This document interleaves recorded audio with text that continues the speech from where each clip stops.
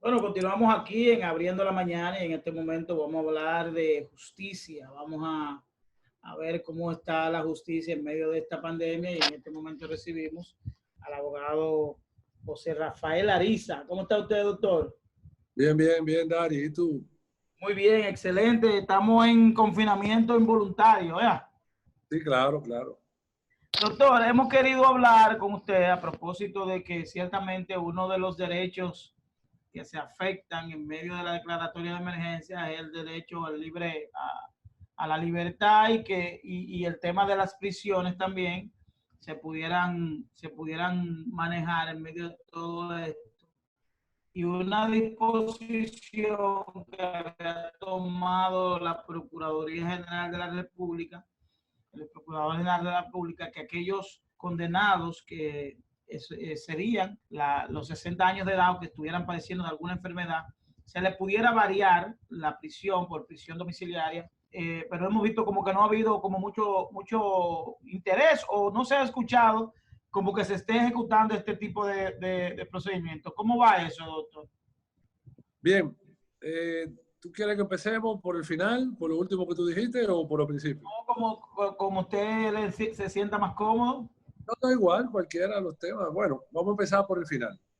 El Sí. Procurador General de la República emitió ciertamente una resolución administrativa donde él decía que los internos que tuvieran el riesgo de contagio o que excedieran los 60 años y que excedieran los 60 años de edad, que además no estuviesen acusados de patrocinadores de narcotráfico, esas personas, él proponía que fueran liberados por 90 días. Esa proposición se quedó así mismo, una proposición. Eso no fue acogido, eso no fue admitido por nadie, eso no fue ejecutado por nadie. Por el contrario, todos los casos que se sometieron de eso, en su mayoría fueron rechazados, se hicieron audiencias virtuales. Yo participé particularmente en 3 casos de audiencias virtuales y el juez lo rechazó. El Ministerio Público, yo no vi el dictamen. Bueno, en una que pude verlo, que fue una audiencia, porque otra fue administrativa, el Ministerio Público se opuso. No obstante, la persona está infectado con el virus, con el COVID-19, que fue el caso de Manuel Sánchez Pérez, alias Pupilo, que no está por narcotráfico y todo, pero está infectado y está operado de los pulmones. Es una persona de alto riesgo para esa enfermedad. Está el caso de Rafael Alcántara, otro ciudadano que está imputado, cliente mío también, está interno ahora mismo en la Clínica Abreu, pero por disposición de el área de prisión, no por disposición de un juez. O sea, lo llevaron porque estaba grave. Es decir, eso No, se no, quedó, no, no, no tuvo audiencia, no se presentó ante un juez, sino que fue una eso se decisión quedó, administrativa de la Dirección General de Prisiones. exacto, eso se quedó en propuesta. Todo ha sido propuesta, propuesta, propuesta. No, yo no he visto nada de resultado con respecto a eso. Y en otros países, ciertamente fueron liberados una gran cantidad de confinados preventivos, pero aquí no. Aquí En, eso se lo llevaron de un sitio para otro. en México incluso se elaboró una ley, algo parecido a una ley para Bueno, aquí la no hemos hecho amnistía. la primera ley. No hemos hecho la primera ley, luego el estado de emergencia. Ni una hemos hecho. Otro punto, o sea, ya te dije, ¿no? Sí. Eso fue una propuesta que se quedó como tal. Eso fue una promesa. Y no pasó de ahí. Ahora, el procurador no es el único culpable, porque el procurador no es No es quien quien dirige, ejecuta, quien no es dirige quien el dirige tema. el tema judicial. O sea, él propone como Ministerio Público y tampoco creo que fue una propuesta en firme, pero la hizo. La hizo, medio política, pero la hizo. La decisión final va a ser del Poder De los Judicial. jueces. De los jueces.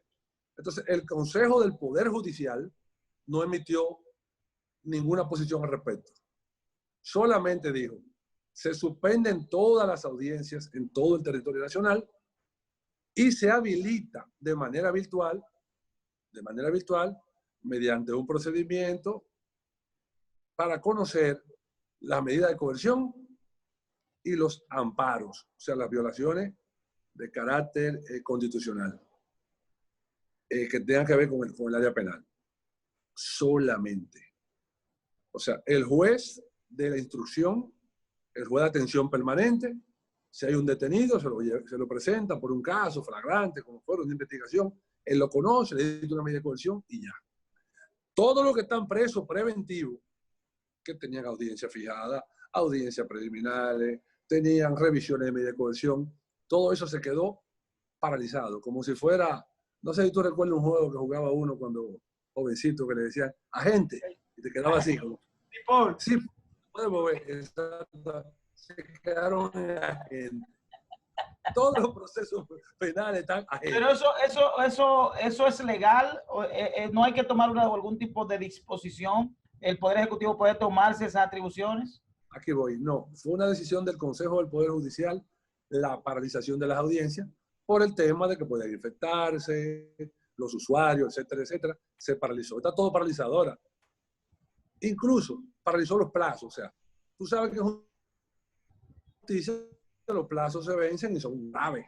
Hay plazos fatales para la apelación, para conocimiento de la audiencia, para conocimiento de la instancia, plazo de la investigación, plazo del proceso completo, plazo para notificaciones de actos. Todos esos plazos se quedaron suspendidos, como dije, en agente también, por orden del Poder Judicial. Ahora, hay un asunto que tiene que ver con lo que es ya lo que están haciendo ahora los policías y los fiscales. Y que ahí quería, por la supuesta violación. Sí. Bien.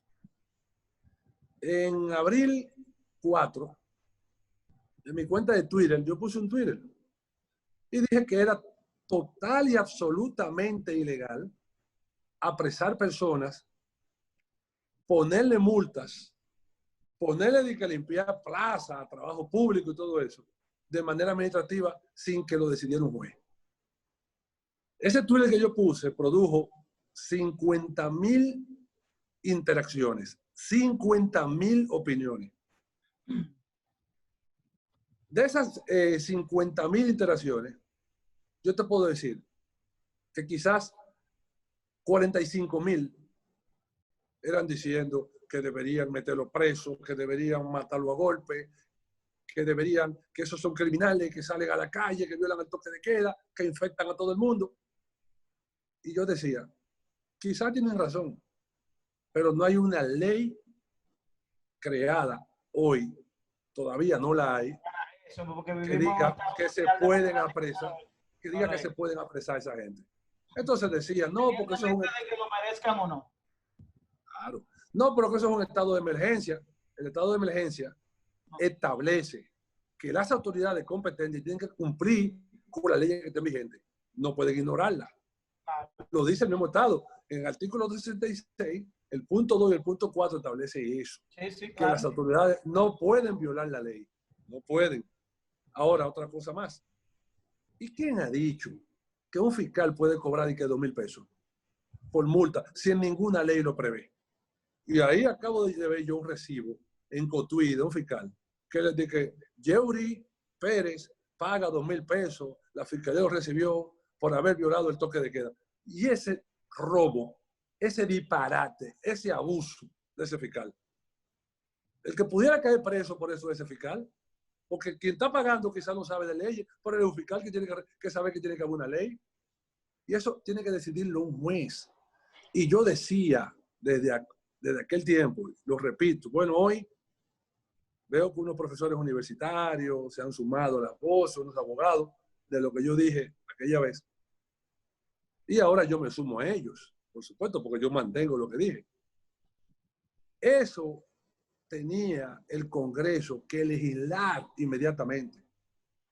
Hacer una ley de emergencia que previera una sanción penal para los violadores del toque de queda, cual que fuere, ya sea una multa, que es una sanción penal, claro, ya sea prisión, ya sea, porque hasta bien le han incautado.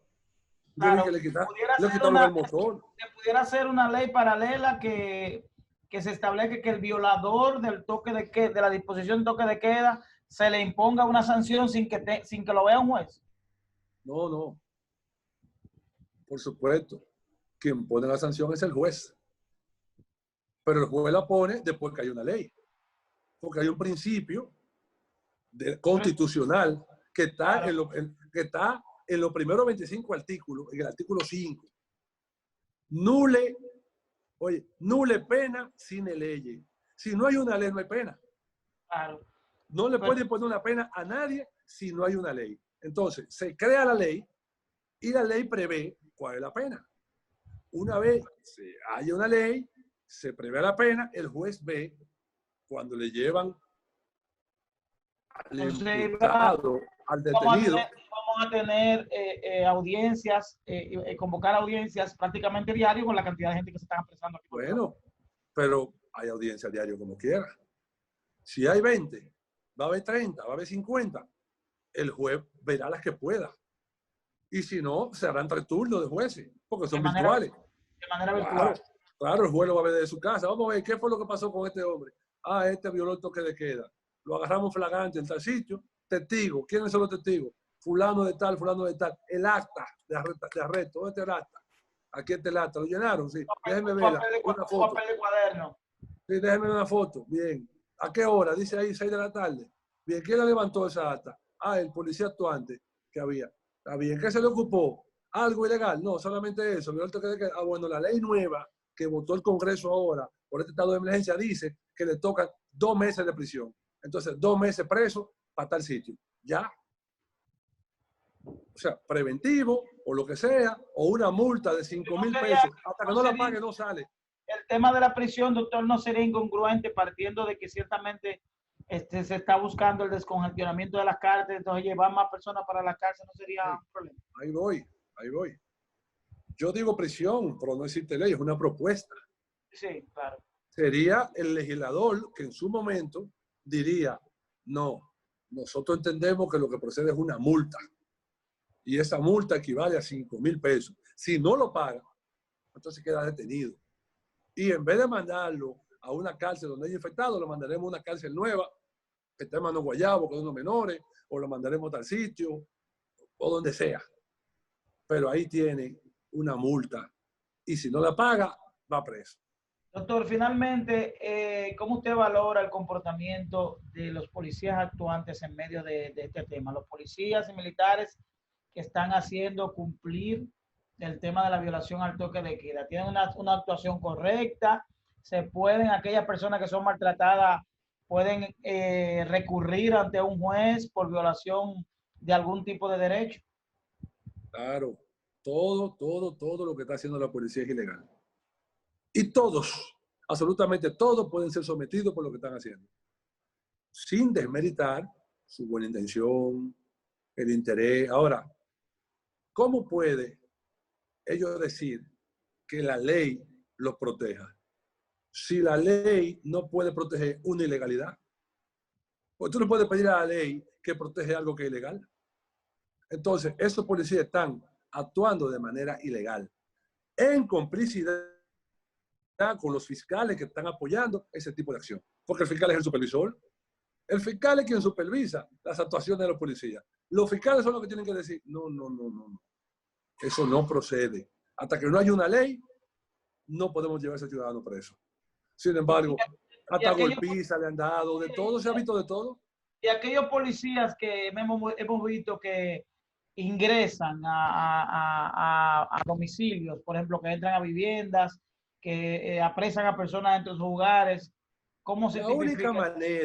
La única manera que la ley permite, sin una orden de un juez, que un policía ingrese a una casa, a una vivienda, a un domicilio, a un comercio, es cuando hay una persecución flagrante, producto de que se acaba de cometer o se está cometiendo en ese momento un crimen. Entonces, no es un crimen lo que no está sancionado en la ley. No es un crimen. Por lo tanto, es una actuación ilegal también de esa policía. Aparte de arbitraria, abusiva. Y no podemos nosotros, de ninguna manera, permitir o quedarnos callados cuando la policía comete irregularidades como esa. Porque mañana van a entrar a tu casa. Claro. Dice, no, nosotros entramos persiguiendo, vamos a entrar A cualquiera le puede tocar. Y van a robar, van a poner cosas. Tú sabes cómo actúa la policía. A la policía no se le puede dar, a la policía hay que mantener la soga corta. La soga corta, porque... No, pero bueno, es que tenemos la historia y nuestra historia nos dice los abusos policiales. ¿O tú crees que ya se nos olvidaron el revólver de numeración limada y el intercambio de disparos con la mano amarrada atrás? Hubo un intercambio de disparos. Eso no se nos ha olvidado nosotros. Nosotros venimos de una época, acuérdate, fueron demasiados años de dictadura y después lo de post-dictadura, que también la banda colorada, que sé yo qué, todo eso, son muchas cosas. Doctor, muchas gracias. Gracias a usted por dedicarnos ese tiempo y conversar sobre estos temas que son tan importantes en estos momentos. La gente se preocupa con los temas jurídicos y Claro. más que tiene una persona detenida por algún hecho menor que no se le ha podido conocer a audiencia y demás. No, hay gente tan desesperada. Las personas que están en prisión preventiva, incluso gente que tenían acuerdos ya previos para firmarlo, personas que estaban ya prácticamente listos para cumplir su pena también. Todo eso están desesperados ahora mismo. Bueno, gracias al doctor Gracias a ti. Rafael Ariza por brindarnos estos minutos.